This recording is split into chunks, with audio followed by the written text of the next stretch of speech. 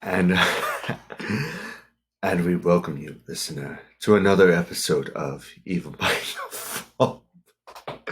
Evil by Default podcast. I am listeners. If you're listening to Spotify, you can't see what I see right now. A little sneak preview for our video watchers. I am your host, the Maniac Lummox, Alistair Sharkwater. And I'm your lovely evil host, Jamie Strode. You just remind me of Billy Madison. You gotta cherish it. For the love of God, cherish it. Cherish it. Today, Junior. A little visual sneak preview of our review of the recently released remake of Hellraiser 2022. Clive Barker, baby. Hulu Exclusive. But before we get into that, Yes. you already know. So the beer that I will be reviewing is Real Ale Brewing Co.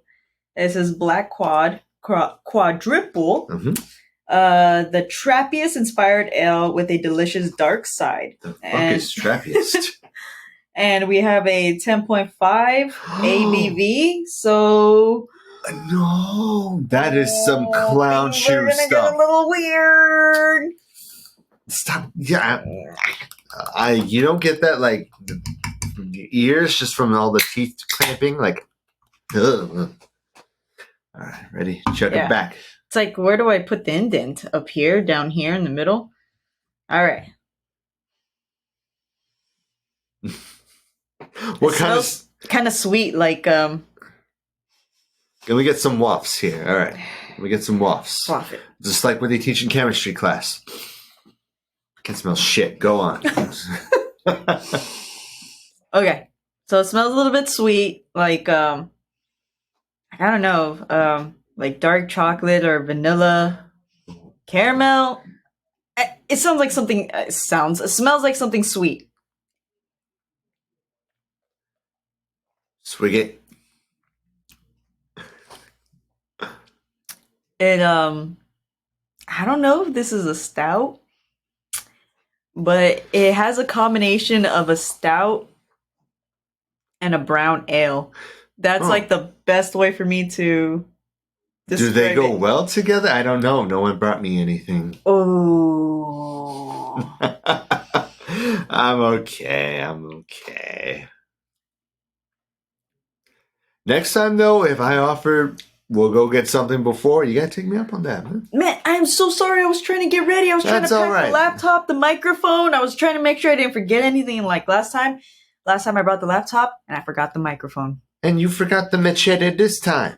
I know. That's all creepy and stuff. We're alone in the building. The machete, yes. It's in my pants. Oh, because seriously, we're alone in this building. We're hearing creepy sounds and stuff. Yeah, at first it was quiet. We knew we were alone. And then at first we started hearing some doors opening. And now we're hearing some music, maybe some talking. We're hearing wow.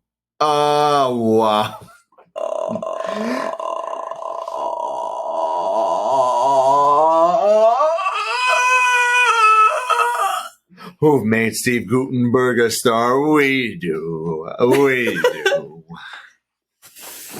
So yeah, this is really good. If you like, kind of that creamy taste, I'm pretty sure if I poured this into a clear glass, it's going to come out very, very dark. What event would be good for this? Because sometimes you're at the beach, you want something real bitter. I would drink this, okay, right off the bat, since you asked me that, real quick, the first thing that comes to mind, I would drink this with breakfast. Oh! There's something about it, I mean, you have a problem, but also, ooh! It's 5 o'clock somewhere. My clock is wrong. But this is really good, and the bitterness is not too strong at the end, but it does have a creamy, dark taste to it. So this is really good, and I would drink it with breakfast. While cooking breakfast and while eating breakfast. Ooh. So check it out. And I dig the artwork. I don't know. Oh, okay, it's got it on both sides, but I dig the artwork. It looks very ominous, and spooky, and someone in a black hood. Yes, That's very Skyrim of it. I like it. I dig it. All right, so Hellraiser 2022 Hulu exclusive. I heard nothing but good things going into getting on this, and I was excited. I was on a friend's podcast talking about it, and I was like, Jamie Clayton, hell yeah. Let's fucking do it. All right. We start off. I was about to go to the party, but no. We start off. Was it Bulgaria? You wanted to jump straight into the sex scene, didn't you? There was a gentleman of the night. We'll get to that in a second. Anyway, we start off in Bulgaria. There is a an exchange of suitcases. One filled with cash, another filled with, well, you know what it is. This movie has little sprinkles of the original dialogue and music too, which I love. But I do wish that when they walked up with the suitcase, like, it belongs to. No, it wouldn't have worked. Like, it wasn't the guy getting it. It wasn't Goran Vidic. It was his worker. And she's like, he never does anything himself that he can pay someone to do. Mm-hmm. Smart man. And we're going straight to if you got money, if you got power. You know, sometimes it could save money if you pay someone to do it rather than do it yourself, because he's all about making them dollar bills, y'all. What doesn't have to get his hands dirty. What does he do? We don't know. Yeah. Oh, that's have to get right. His hands dirty. That's another difference from the original, but we'll get to that in a bit. No, but and what's his character's name? Voight. We'll just use the last name. Voldemort. No, that's a different Voldemort. Oh, I love that crossover. Actually, no, JK just fucking nuked that whole thing for me. Anyway, we get to this party, and this is at a lavish mansion. There's booze. There's good tunes, you know. There's looking like rooms, a nocturnal night. There's like rooms of like rotating flesh. You know what's going on. There's a little bit of bondage going on. There's a gentleman of the night.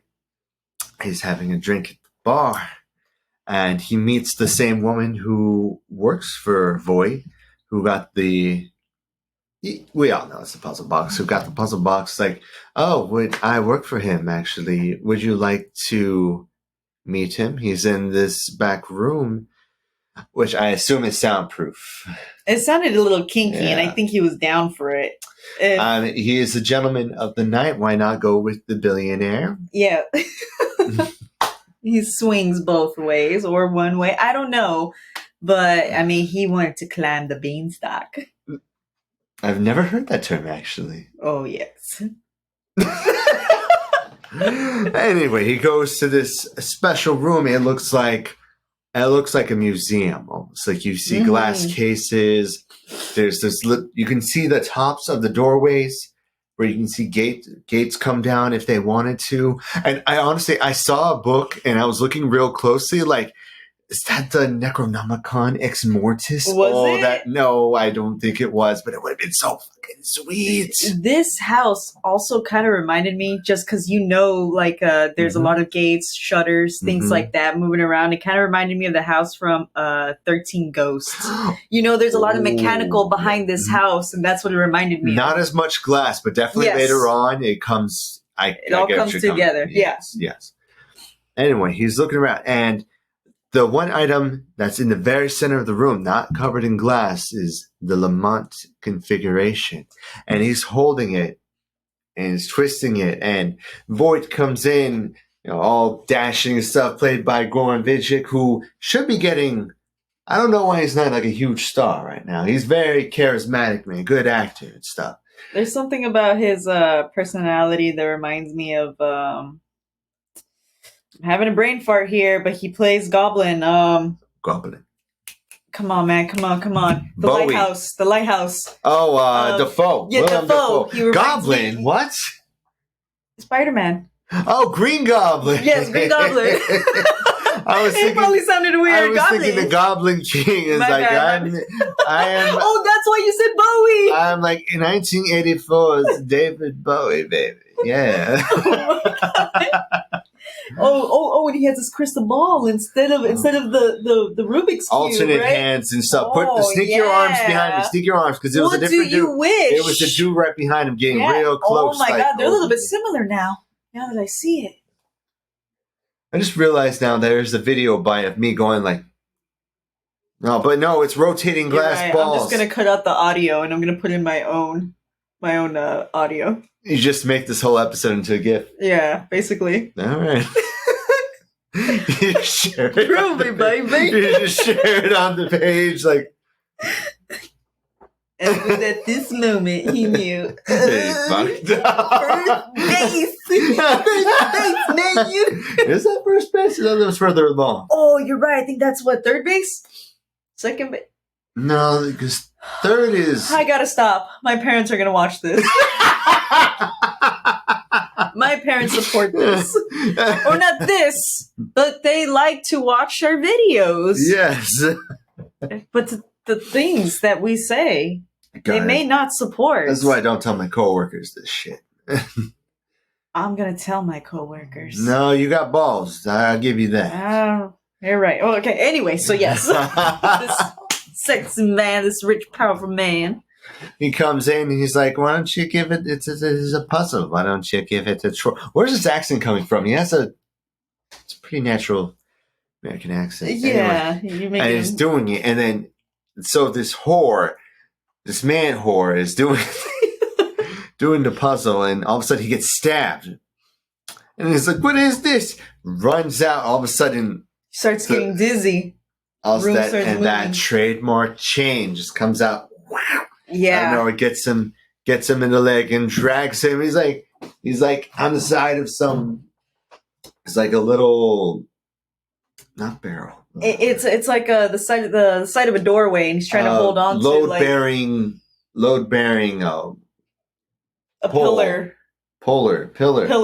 Yes, He's pillar. holding onto a pillar. That's the word. I was like, again, a pillar, and he's like, again, that all looks wrong too. Help me! And it gets pulled away, and then I love it. You see Voight walk towards the center of the puzzle box, and it's out of focus, but behind him, like 7 feet away, up, he's being 12 held feet in the air. by all these by the chains. I love that so much. It was awesome. I wish it was a little bit more focused, but that was just me getting like hungry for it, right? Like it was a tease. Yes, anticipation.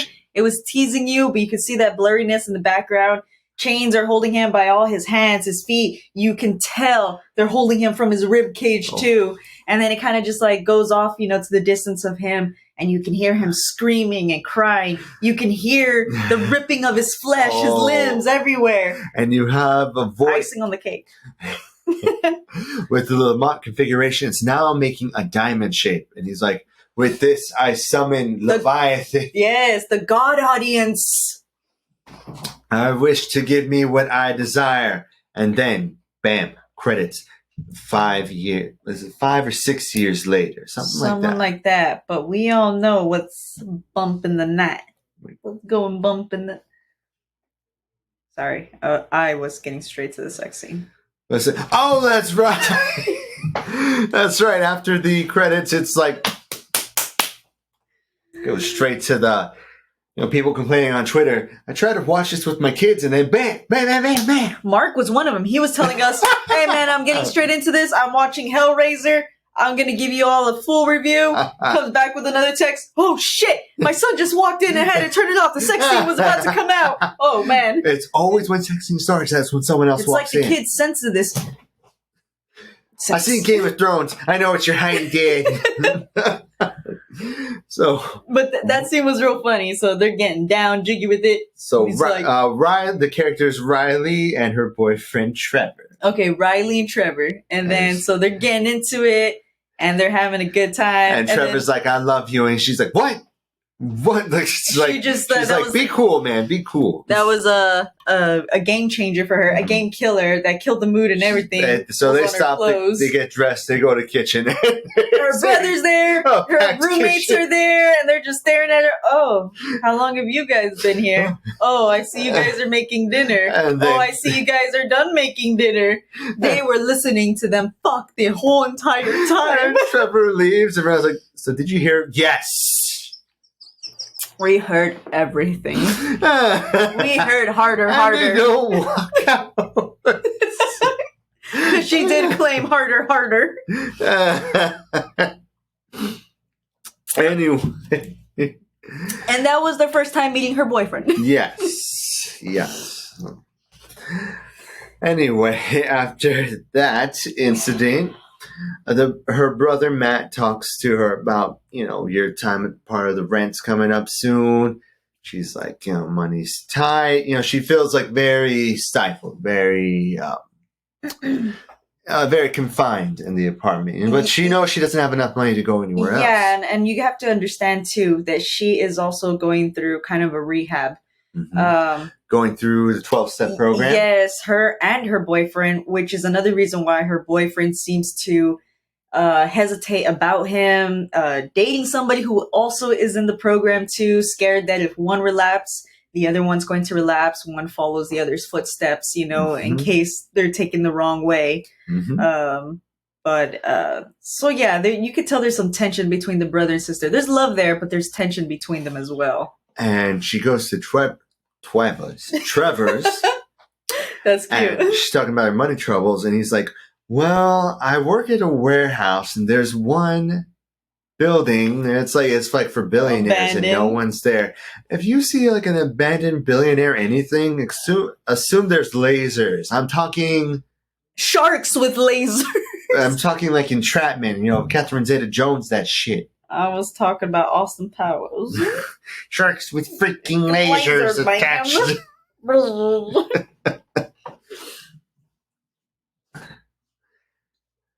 Anyway, he's like, listen, look, we'll see. I know the codes, what do you think? Immediately down for crime. They go, and before he's like takes a swig from a little flask. Oh, several swigs. And like, you want some? She's like, to calm the nerves. Yeah, chuck that shit back. Yeah. They get in there. They see it's just one lone safe in the middle. One shipment. And it's like, can you hack it? Like, can you break into it? And it's like, no. And then just like sledgehammer. Dude. Not a gentleman. He fucking let her do it. No, yeah, he was sitting on his fucking ass, just sipping on the fucking flask the whole entire time, getting shit-faced. If it was me, I would have been like, dude, you wanted to come and do this robbery. You wanted to split the profits with me and everything, but yet you don't have the equipment to... He did provide the information. I'm just saying it's not gentlemanly. It's not at all, man. At the very least, you take a swing, I take a swing. You take a swing, I take a swing. I know, and he couldn't give it to her harder either. God damn it, man. He couldn't, fulfill her needs either. What's wrong with this guy? He's about to make it up to her with possibly the biggest payday she's ever seen. Anyway, bust that shit open. Open it up. It's a box within a box, man. I'm talking about like a Russian doll situation. Yeah. Not the show, which is wonderful. But, and they open the box and they see another box. I know, a box within a box. A very familiar looking box. Not from the one. Very beginning. Not the one. No, that's not the one from the beginning. The one in the beginning was a rectangle. This is a classic. Oh, the wooden box. It's not wooden. Yeah, it was a little wooden box. Well, it was in the lament configuration was in a wooden box. Yeah. Anyway, another box within a box within a box. Anyway, they were like, this is it, man. I'll see if I can find... there's a lot of red flags to this, too. Because as soon as they open up that wooden box to find, the cube in there, you can see the blood stains over the box. You can see speckles, yeah, and I'm like, come on, guys, there's red flags here. I noticed it real quick. I'd have been like, man, I'm fucking out of here. But no, they're like, you know what? We'll get an appraiser and find out whatever it's worth, sell it, and then we'll split the profits. You want to hang on to it? And she's like, yeah. And he's like, yeah, good idea. I'm like, goes back home. Totally fucked up from the heist. You've been chugging it back afterwards to calm the nerves. And immediately the brother asks, like, are you drunk? Because she's like, what? It's dark. I can't see what I'm doing. I can't take off my boots. And he's like, look, I gotta kick you out. Yeah, I can't do this again. And they just start yelling at each other, and she takes off in a huff. She goes to a playground, and she's about to take some pills, but she's like, yeah, throws them on the floor. I know. And then walks away, goes back and picks them up off the floor. Good girl. I know. And at first, for a moment, I was like, oh, wow. And I was telling Poison Apple, because we were watching it together. I was like, wow, for somebody who's really drunk, has a lot of power to be able to say Not really. no to these pills. And I was like, good job. And then she does end up coming back and picking up those pills off the floor, and they're all brown and wet. I'm like, ew. She takes them back, and she goes to a playground. I don't know any playgrounds that have like openings and shit. There's one, I think, like in Mission, that still has like a merry-go-round. Like it's, and she's on the merry-go-round, and she's turning around. The camera shows like the twisting landscape, and all of a sudden you see like a figure in the dark, and like we know what it is, bitch. Yes, but she's Simba. I said Cinnabon. The circle of life. She's seeing weird, freaky shit. Like one woman with her like brain kind of peeled off, and stuff, like right here, real tight. Anyway, and she goes to the bathroom. No, she doesn't. No, she doesn't go to the bathroom. She starts to actually start playing with the box. She starts solving this puzzle and everything. And she's very smart, and she finally figures out one configuration of it. And the blade comes up, but it doesn't hit her. It doesn't hit her at all. But at that point, that's when she starts to see the things, and she kind of passes out. Like the pills start to hit her real hard, and she's laying on the merry-go-round. That's about the time that her brother, what's his name again? Trevor. Matt. Her brother's boyfriend. Yes. Matt comes in or whatever to come and check up on her. But before she does hear the words, "You avoided your fate, another life is needed." Yes, and therefore that's where her brother comes in. He grabs the box, accidentally cuts himself, throws it to the side. He picks her up, and he's dragging her to the restroom, and he's holding her there for a little while. He goes inside to try to clean off his cuts, and that's about the time where you start to see the walls kind of opening up into the other world. Blood bubbling from the sink. Yes. I'm doing a lot of this motion. Yes, and a lot of this, and I'm like, whoa. Whoa. Anyway, and she hears screaming, and she goes to the bathroom, investigates, sees some blood on there, but no Matt. Nope. She calls the cops, and they can't find anything. They're asking her what she's taking. Yes, if she was on anything. I mean, she's smart, though. She doesn't confess that she has been drinking, that she's on any pills or any substances. All she's just telling them is that I can't remember. All I know is that my brother went into the restroom and never came back out, and he's gone. And his blood's in the sink. And Colin and Nora are like almost interrogating her back to the apartment. It's like, what did you see? Colin is Matt's boyfriend. Yes. And Nora's their roommate. And they're asking, like, what did you see? And she's saying, I don't know, the pills kicked in. I saw a whole bunch of weird shit. I remember seeing Matt, seeing him go to the restroom. I heard a scream. I go in, he's not there. I don't know anything before or after. Yes, but he gets mad at her. He says, this never would have happened if you had just stayed. And I told Poison Apple, no, none of this never would have happened if Matt had just listened to Colin when he had told him, no, just stay in bed. Don't worry about your sister. This would have happened if she had him rob the damn place. Well, no, that's true too, right? But in all honesty, they never would have gotten to a fight if he had just listened to Colin when he said, just stay in bed with me.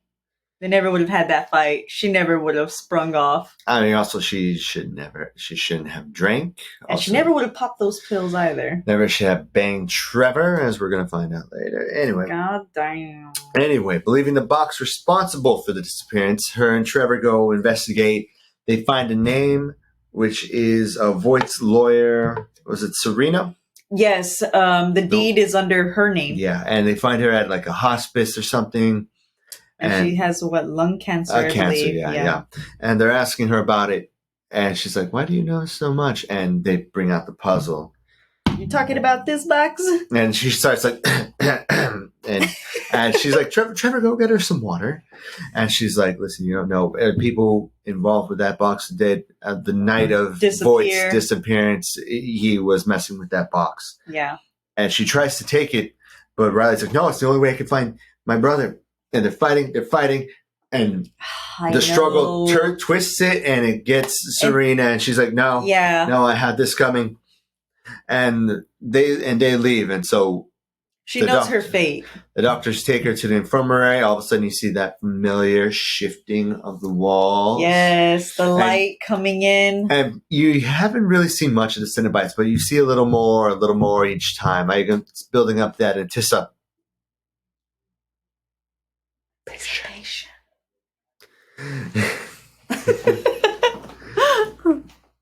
And they leave. And she's doing all this Googling, all this doing her real research on this voice. The nights he went missing, all the sexy orgies he threw, his obsession with the occult. And she's like, we gotta go to this fucking house. Yeah. And let me see. I believe she goes off on her own. She does. She finds the mansion and she's like, how am I gonna hop this giant fence ride? But you can see those words popping in her head. Yeah. And it opens up right for her. Mm-hmm. Very suspicious. And she gets there and the whole place is, you've never seen the outside of the mansion before, but it's surrounded by like metal, almost like bars, but they're designed. It's very similar design to 13 Ghosts. Yeah, where it has like, it has like a mechanical. And it's, mechanical like features, shifting doors. And it's right when she's looking around, I'm like, the fucking place is a box. Yeah. Itself or something to convenience, something along those lines. She sneaks in through a little window. She goes through and she flips some switches and stuff. She finds a diary. And she's reading the diary, and it's like more details about the Lamont configurations, that it has 6 forms, like Frieza from Dragon Ball Z or something. No shit, right? With all these configurations. So, in its cube form, that was life. I know one of them was pleasure. Mm-hmm. One is power, Leviathan, Lazarus, which is resurrection. What were there was another one. It doesn't matter. Well, it was very well thought out and detailed of all these how do I say, like all the dimensions or what, all this different type of sacrifices or all the wishes that you want.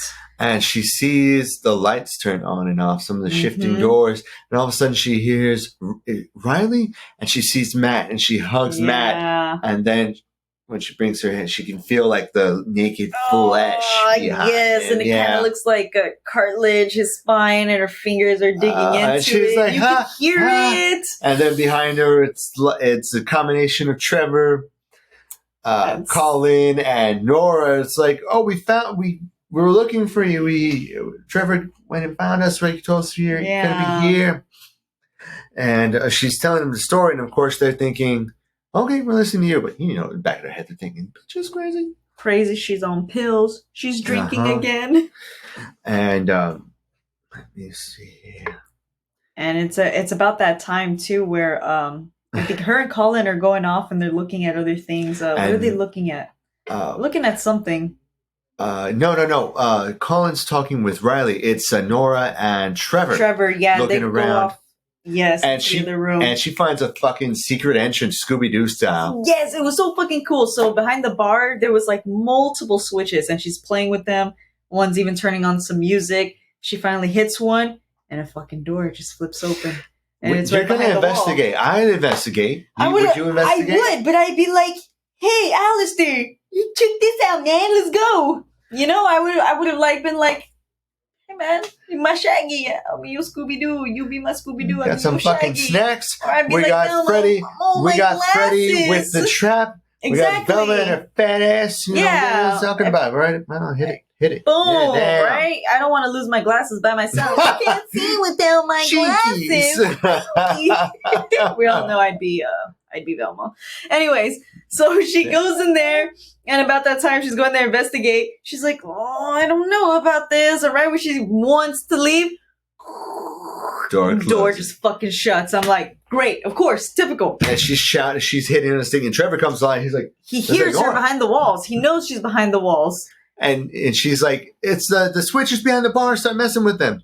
And she's and from the tunnel you can see some motion. And all of a sudden, like bam, she gets stabbed, And the back, right on the spine. And Riley and Colin are like, where's the puzzle? They hear her screaming, where's the puzzle? They finally get her out. Oh, no, she actually finds a different way out, right? And yeah, she gets out, stumbles on the floor. I don't know why, but this is so messed up of me, but I thought it was so funny. And she gets cut by the box, right? But it was funnier to see that the box was still attached to the back of her spine and just on the floor. I don't know what was funny about that, but I found it funny. She's like, there's someone in the house. And they're like, all right, fuck, we got to get her to the hospital. They get in the van. And I'm like, surely they can't get her. She's in a moving, crowded van. She's safe. And they're driving. And all of a sudden you see like the shifting, the trademark shifting. And all of a sudden she looks up. She's about like 12 feet away from everybody. And like it just keeps getting further and further away. And she's still in the back of that truck, but they're getting further and further away. It's like they keep driving, but she got stuck in the configuration. And the hallway, it gets dark. And all of a sudden she sees, one of the chatterboxes come in. And she gets up. She's running. And all of a sudden, chain. One comes from the very top, picks her up, and she's hanging like that. And this is where you'd seen glimpses of her before, but this is where you get your first clear glimpse of Jamie Clayton's pinhead. Yes. Glorious. Bloody glorious. And perfection. Nora starts saying a prayer, and Pinhead goes, what is it you wish for from this prayer? Is it joy? And she takes one of her pins, gets her in the side of the neck. I know. And gets her like vocal cords, so it affects her screams. Like yes, and it starts to like her screams start to like shallow out, and she keeps going deeper into it. I'm like, whoa, this is something else, man. This is on a different level. So there's really good like scenes to this. I also like the good point of views of how you can see from the inside of her throat of what's happening. Real good point of views. I really, really enjoyed the scene. I was like, this is what I've been fucking seeking for. It's finally happening. Yeah. Anyway, in the van, they all look back and realize Nora's gone. And then they Riley sees her in the rearview mirror of her being tortured by the chains or whatever, and that's when they turn around and they just see blood splatter everywhere. Oh, I didn't see that, man. The whole movie is dark as shit sometimes. I couldn't tell what was going on. Yeah, that's true. So while she's hanging or whatever, Riley gets to actually get a glimpse of what's happening her in the rearview mirror, and by that time when she looks back, they rip the skin of her spine off, and you just see the blood splatter within the van. Oh, and they all kind of get a glimpse. Yeah, they all kind of get a glimpse of that or whatever. That's when they kind of get distracted, and they crash in, and they look back, open up the van. She's not there, but the blood is splattered everywhere in the back of the van. That's what I've been waiting for. And they all come to, and it's like, we have to get back to the mansion. We have to get back. And they're running, but Riley sees Pinhead in the corner. She goes, it's like, what do you want? And Pinhead says, two more sacrifices are needed to bring forth Leviathan. Yeah. And you will be given your greatest desire. She's like, I'm not going to give you them. But she's holding the puzzle box. Yes. And right when that happens, one of the little blades comes out and gets her. And it's like, oh, there is no choice. It will be you or them. Or them, yeah. And I was like, well played. Touche. And you see one of the Cenobites come after her. And they're running towards the mansion. They get able to get the gate. But the thing is so dummy strong, it like pushes them against the wall. Actually, like right before that, it was really funny because it's Trevor, Riley, and Colin. Mm-hmm. And so Trevor and Riley, they're climbing the fence and they get right over the fence. And Colin, he's still left behind and he's so petrified. He's like, ah! Like they're coming for him. Just walks right past them. Walks right past them or whatever. It's going straight for Riley. And then that's about the time that it pushes the gate and locks them in and pins them up against the fucking wall. And I was like, glorious. And then it bites Trevor right in the bicep. Yeah, right here. Just right about this part right here. And you got some ligaments. You got some veins here. Hey, that was pretty. That was a bloodbath. And Riley's able to take the puzzle box with the blade out and then stab it. And that actually worked. The chains came out of nowhere, tore it apart. Took it as a sacrifice. And that was a very intense moment because I was thinking to myself, is she really going to go as too far as sacrificing her boyfriend? Is she really going to fucking do this? Or is she going to allow herself to be taken? Is she going to sacrifice herself or what? But when she goes and stabs the Cenobite instead, I was like, no. Oh, she's got options now. No, she's got options. And when it takes it, I was like, whoa, this is fucking awesome. They get back in the mansion's gates. They got the gates coming down. Yes. It is like 13 fucking ghosts. They got protection from them. Yes, they're all coming in or whatever. She turns on all the fucking mechanical keys and everything. Starts shutting off everything or whatever. This house was designed to keep them out. And they see them behind the gates that they had closed. And then the other gates, the mansion's gates. And they're leaving Trevor there because Trevor's kind of like, he's passing out from the blood loss. Yeah. And they're like, you got to turn a kid up, which I don't think you do unless like you're going to, because you cut circulation and everything. That's not to do. I'm not the best at EMT knowledge for horror movies. Basically my jiu-jitsu game though is legit. But anyway, they leave him there and they're looking around the mansion trying to think and plan. And all of a sudden in the room, Trevor, he's knocked out. All of a sudden, you see two hands come on him and it's fucking Voight. Yes. And he's like, I'm sorry, sir.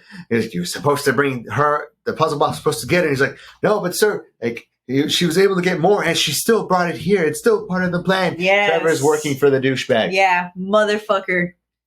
I know. And you could tell, like, even though, he blurted out the words, I love you, deep down inside. He's trash. He's trash, but she kind of really liked him like that. She had some deep feelings for him. I mean, you do crime with someone, But he's a sick son of a bitch. He's a mercenary. But he's a vagabond, brigand. Yeah, but at this point too, it's you see him, and we all know from the very beginning he got his wish, and he has like this mechanical bar going up his torso into his chest. It's coming out in the back of his spine. It kind of looks like this gigantic, like wide key inside of him. That's what it looks like.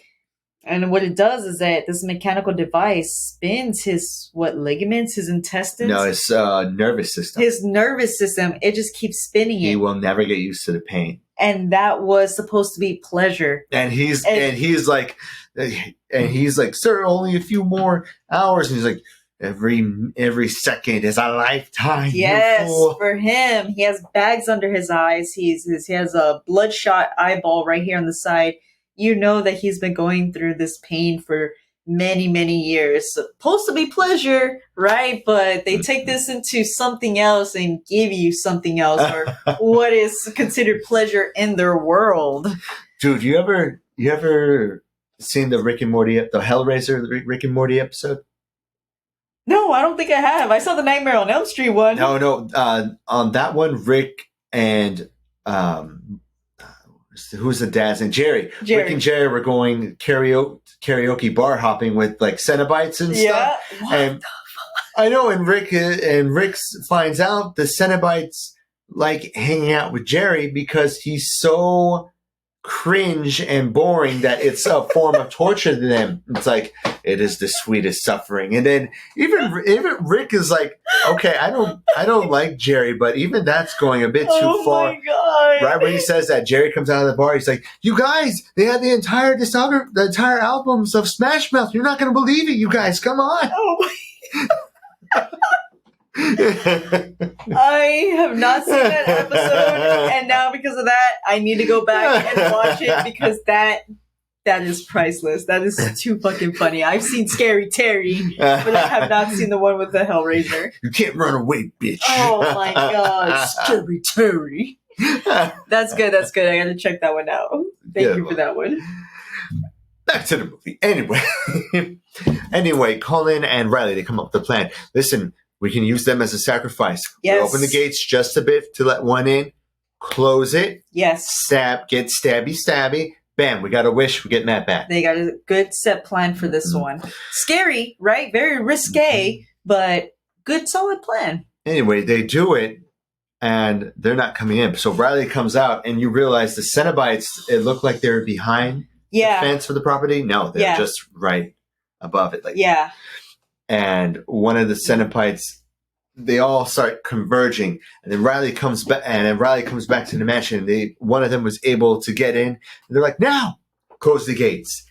And the thing I love is that for the whole movie, pretty much the whole series, they all move, like a slasher, walking. Yes. And then all of a sudden you hear some gears like da da da da da da da da da da da da da da da. Yeah. And all of a sudden you see snap. Like a 28 Days Later zombie sprinting towards them. And that was terrifying. I love that. I love it. Oh, you know what it kind of reminded me of?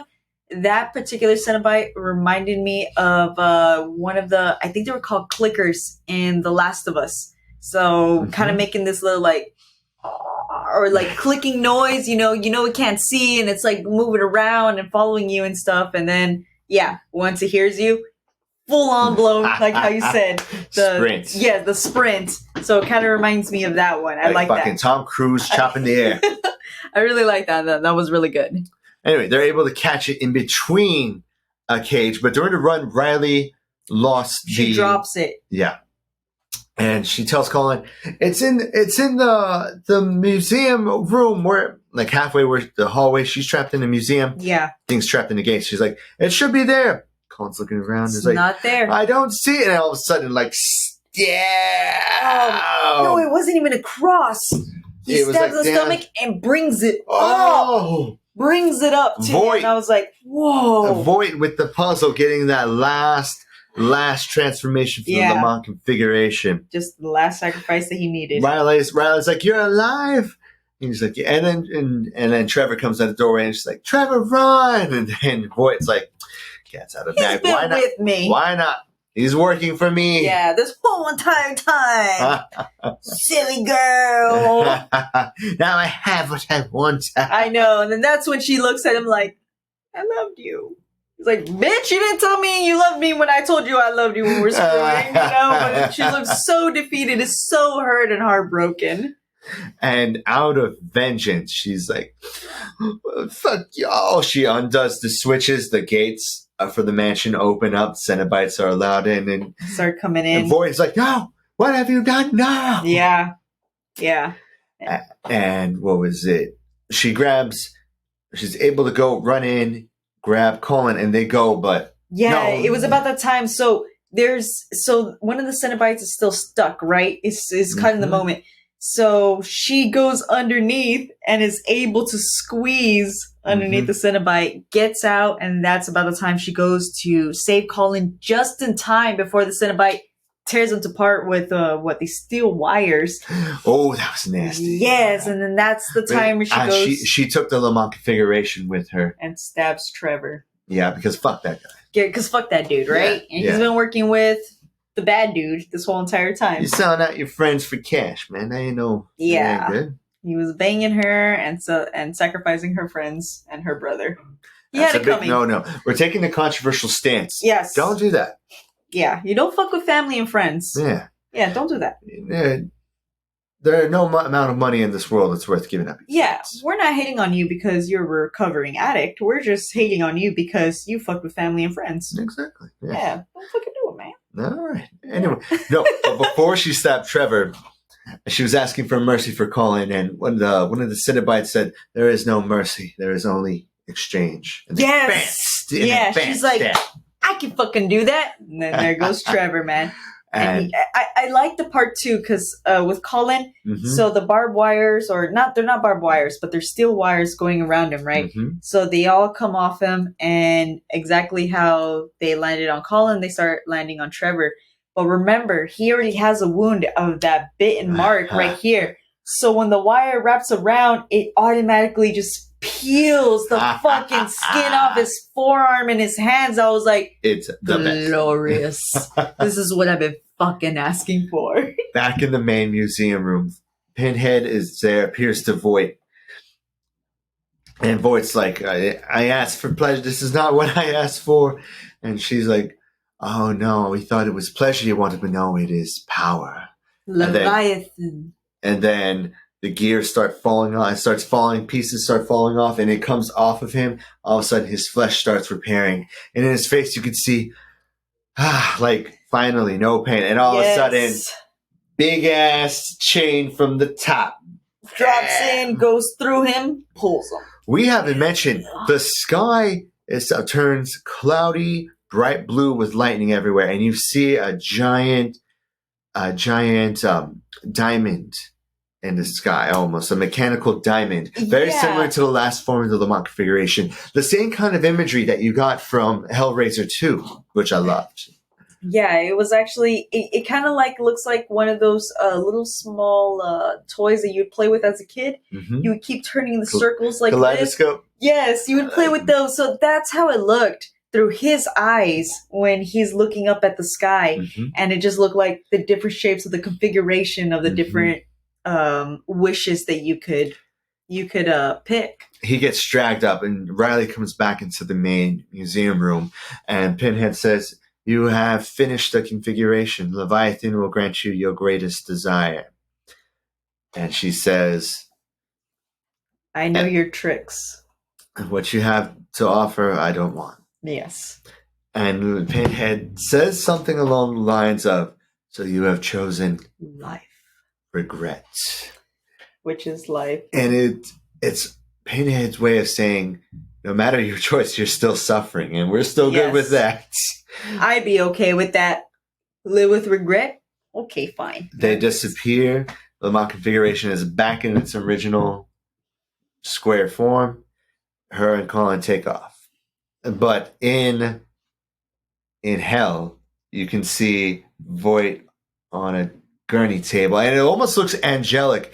You can see his skin getting peeled and stuff.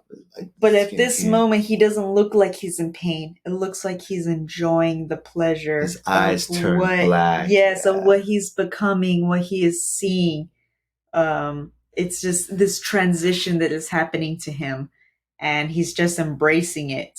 And this was a kind of a powerful scene for him. Very symbolic. Yes. And bright light being pulled back and stuff. The God audience that he wanted, the power that he wished for. So, and then, but bam, credits. Yes, so definitely, there's going to be a part 2. At least I hope so. There needs to be. I don't want to see none 100%. Of this bullshit. Hellraiser canceled. I don't want to see none of that bullshit or another reboot. Well, Hulu's not Netflix, you know what I mean? That's true too. Netflix is actually really quick too. Yeah, they think they said money, but but they're killing their audience by doing that. Exactly. But this was very good, very thought out. I thought it was not that it was like a masterpiece, but this was a really good Hellraiser, a reboot Hellraiser. And I love that also too. At some point, they pulled out certain lines, soundtracks. They finally pulled out the line. I didn't expect to hear it, but little flashes like sprinkled in there. We have such sights to show you. And I was like, yes, it was really good. You know, a lot of these little details like that were just like the icing on the cake, the cherry on top, what you expected for. And a lot of these characters are not, well, some of them are not very well known, but did a very good performance, right, on their characters. So all around, I hope to see them in part 2. Jamie Clayton knocked it out of the park. Really, really good. Really, really good. And I hope to see Riley again. I mean, I can't recall seeing her in anything else before this. Maybe I have, and I never pinpointed it. No, the actors, other than Goran Vichik, I didn't recognize. Yes, anybody. I know the brother Matt. Of course, he played a very good popular character in 13 Reasons Why. But yes, he played the drug addict. How weird, right? In this one, he's giving his sister shit for being the drug addict. But yeah, so there was some pretty good selling performances on some of these characters here in this show. So I'm excited to see them in. Hopefully a Hellraiser 2. Hopefully it just continues from here, just a reboot franchise. You got the final girl and boy, you know, trying to help the next finders of the puzzle. That's true. Oh. So So skulls. skulls, Yes. skulls. So skulls of 1 to 5. What would you give 1 to it? 5. I'd give it. Can we do like half a skull? Yes. We can. Can we do a fifth of a skull, a quarter of a skull? Like, well, how much bone meal do we need? Let's do half. So. Okay, balance table, 2 skulls, the 3 and the 4. All right, because I have a complaint. The complaint is that during some of the darker scenes, I couldn't see shit. Other than that, man, That could be just your TV. That's possible, man. Because I saw them clear as day. Okay. All right, I'll give it. With that said, if it was just an issue of brightness and clarity, I'll give it a solid 4. Okay. I would give it, that's funny too. I would give it a 4 also. I would have given it 5, but it was just me being hungry, right? For the blood, the gore, the torture. That was just me being hungry. But if I gotten to see it from the very, very beginning, I mean, I know what they were going for. I know they were going for the anticipation. For me, I just want to see the blood and guts right away. But I know it took several kills until it actually finally showed the skin pulling, the torture, the flesh, everything. The spines. Yes. So it took a while to build up to that. I understand what they were doing with this, right? For you to want more and more. And that was really good. But I just like to see it all from the very beginning and keep increasing that the very end. That's why I like slashes. It gives you the goods. Yes. So I'll have to give it a 4. I would have given it a 5 if it had just went straight from the very beginning of letting me see that flesh and guts being pulled apart left and right, being skinned alive, right? That's the stuff that I want to see. The stuff that we've already seen in Hellraiser, the original part 1. It's the best stuff that we want. We've already seen it in the original. I wanted to see in this remake, but I'm understanding, right? So, but I'll give it a 4. That's still really high up there. What about the beer? What'd you rate it? Ooh, the beer. So, oh man, guys. So, we're going into 51, about 52 minutes into this. I've only gotten a little bit more than halfway. Don't chug it back. And I can't chug this. This is a very strong beer. It is very flavorful, very creamy. Reminds me of like just a very loaded coffee or something with some type of chocolatiness in there. If we're going through, 1 to 5, I would have to give this shit, man. 3 is you can drink it from time to time if it's at a party. 4 is you actively look for it. 5, it's like that's your new regular. No, it can't be my regular because this is very strong. And like I said before, I would only probably drink it during making breakfast and while eating breakfast. You have a problem. So, so flavorful is very, very good. Could I drink this on the daily? Could I drink this at social events? No, because this thing's going to get me super fucked up. So I have to get it a 3. And it's not because of the flavor or anything, but just because, 3 is solid. That is very solid, especially for its size. 2 and its is ABV, guys. 2 is like, this is kind of dank, but I'll drink it. And 1 is like, never again. And the occasion. But then again, I could eat breakfast all day. Doesn't matter what time of the day it is. I'm down for fucking eggs. And like the main character, Riley, you have a problem. I have a problem. God damn it, Black Quad. What sorcery is this? What black sorcery? Oh my god, look, and if you think about it, it's doing the black, diamond shape in there, and it's taking me into its vortex. Now I'm hearing that fucking humming you get when they solve the puzzle, man. Quad dimensions. Fuck out of here, the Black Quad Quadrupel dimensions. Oh, wow. Oh, no, it's spooky, no. With that said, just one last time. With that said, I am your host, Alistair Sharkwater. And I am your lovely evil host, Jamie Strode. And remember, stay spooky. Ooh.